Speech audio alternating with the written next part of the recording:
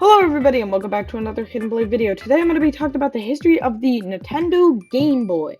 So at this point, Nintendo had released the NES, which was an incredibly successful home console. And about 4 years into the lifespan, the idea of a handheld was kind of becoming more relevant, with the Game & Watch being the predecessor to the Game Boy, which the Game & Watch was an LCD screen that was able to play 1 or 2 games, and it also had a clock on the corner. So obviously the next step from a tiny LCD handheld was to make a full-on portable gaming device.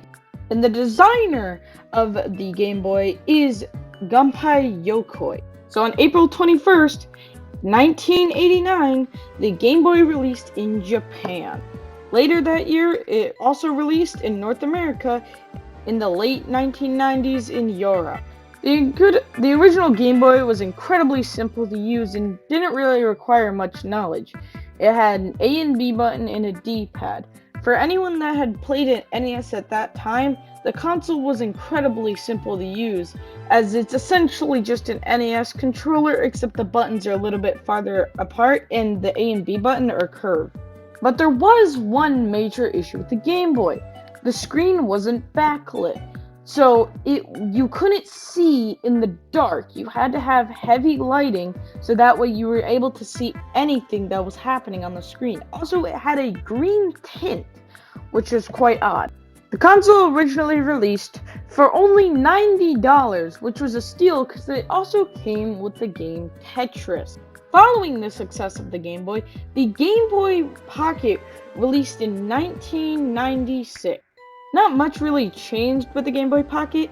It was essentially, as the title implies, way slimmer and easier to fit in a pocket. And after the Game Boy Pocket, there was the Game Boy Light, which was a Japan-exclusive Game Boy, which did have a backlit screen.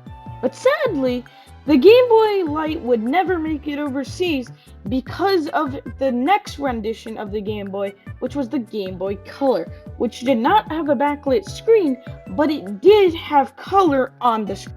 But after all of that, the total amount of every single Game Boy combined sold was 118 million units.